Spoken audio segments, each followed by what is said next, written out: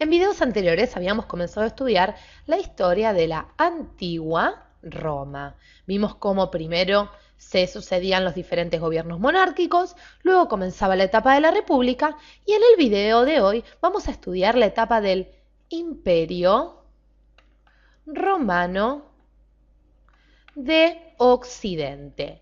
Pero antes de conocer cuáles fueron los emperadores o representantes más interesantes de esta etapa de la historia de Roma, vamos a repasar un poco qué pasaba en la etapa final de la República. Habíamos visto cómo una vez que moría Craso, este señor que vemos aquí, junto a Julio César y Pompeyo, recordemos que habían formado el primer triunvirato. Un primer triunvirato con ideas de restaurar la república que había caído en el 71 a.C.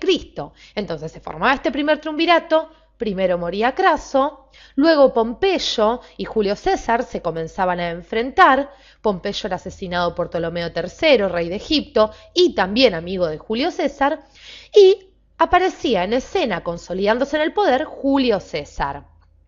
Julio César podría ser considerado el primer emperador, quizás por el título que se había adjudicado, pero nosotros simplemente lo tomaremos como el último, mejor dicho, representante de la etapa republicana. Lo interesante en el periodo en el cual tuvo poder Julio César es que era el momento en el que él intentaba restaurar el poder en Roma. Pero veíamos como el Senado, y gran parte del Senado, no olvidemos que era amigo, habían quedado, sí, apoyando a Pompeyo, se organiza y junto con Brutus, hijo adoptivo de Julio César, también lo terminan asesinando. Julio César había hecho reformas muy negativas dentro de Roma. Por ende, también esto sumaba, las ganas de querer aniquilarlo por completo. Así todo, luego de la muerte de Julio César, la República no se volvió a restaurar. Roma sufrió diferentes guerras civiles y se formó, y ahora sí pasemos a nuestro siguiente video, un segundo triunvirato. Segundo triunvirato. Y ustedes se preguntarán, ¿quiénes son estos personajes que estamos viendo aquí? Este señor es Octavio. Octavio era sobrino nieto de Julio César. El triunvirato, este segundo triunvirato, también estaba formado por Marco Antonio, y a su vez también por Marco Lépido. Marco Lépido, así como le pasaba a Craso en el primer triunvirato, no tenía demasiado peso dentro de este segundo triunvirato, pero sin embargo lo conformaba. Ahora bien, ¿qué podemos decir de este segundo triunvirato? Este segundo triunvirato duró al menos 5 años. Duró 5 años. Y si bien no fue tan importante como fue el primer triunvirato, marcó, si se quiere, el inicio de Octavio en el poder. Pero vamos a ver por qué. En primera instancia, Marco Lépido, como decíamos, no tenía demasiado voz ni voto. Y Marco Antonio y Octavio también van a comenzar a enfrentarse, como siempre, como pasó con Pompeyo y Julio César, por ver quién tomaba el poder. Marco Antonio marcha en cierto momento a Egipto y Octavio en el 31 a.C. estaba participando en la batalla de Actium. Muy bien.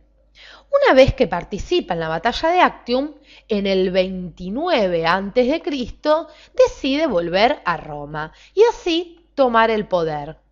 Toma el poder. Para los historiadores será Octavio el primer emperador del Imperio Romano de Occidente. Pero veamos qué va a pasar en estos comienzos del Imperio Romano de Occidente. Octavio, como decíamos, se había convertido en un monarca con mucho poder. Lo quería el Senado, tenía el respaldo del ejército y el pueblo romano había vuelto a recobrar cierta paz que no tenía hace rato. Entonces el pueblo también lo quería.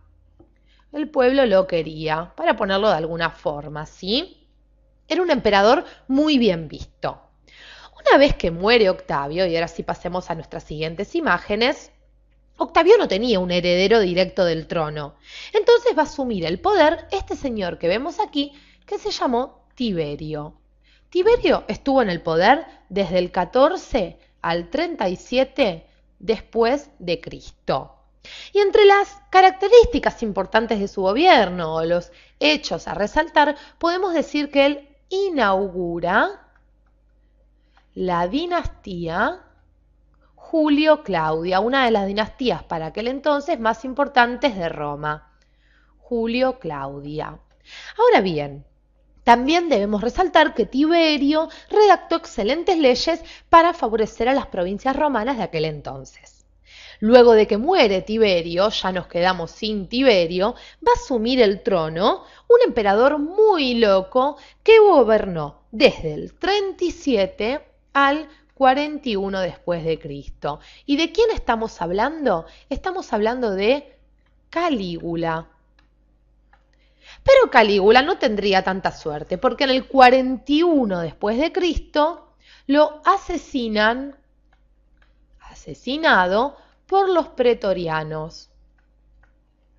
Es en ese momento en que los pretorianos aprovechan la muerte, el asesinato por parte de ellos de Calígula y dicen, vamos a poner en el poder a este señor que vemos aquí en la imagen de arriba, a Claudio. Claudio entonces tomará el poder del Imperio Romano de Occidente del 41 al 54 después de Cristo. Pero Claudio, así como Calígula, no va a tener mucha suerte. No lo van a asesinar los pretorianos, sino que pobre lo va a asesinar su mujer Agripina, asesinado por su esposa.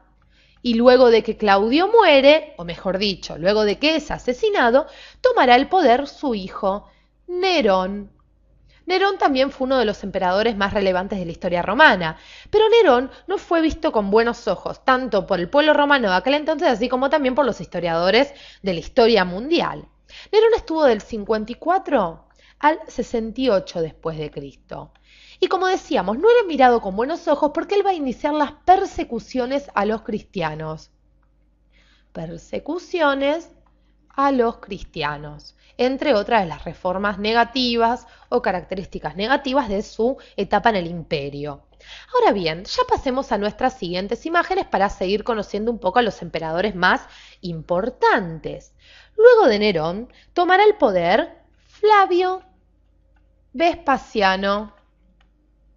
Flavio Vespasiano.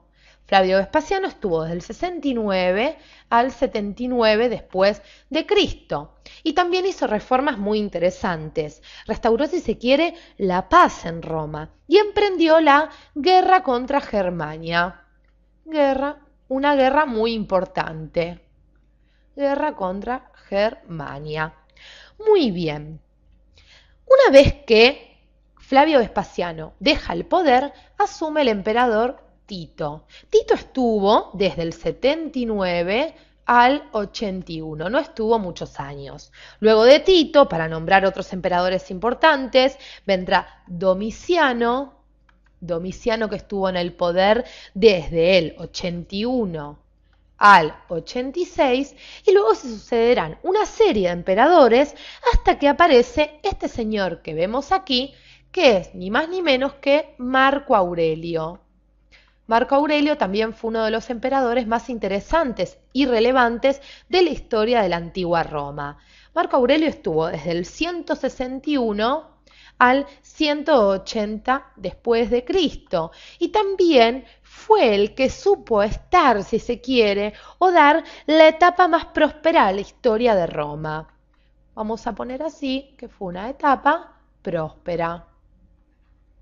Muy bien, esto fue básicamente la sucesión de emperadores dentro del Imperio Romano de Occidente. En videos posteriores veremos cómo cae este Imperio Romano de Occidente y conoceremos cómo se desarrolla 10 siglos después el Imperio Romano de Oriente o Imperio Bizantino.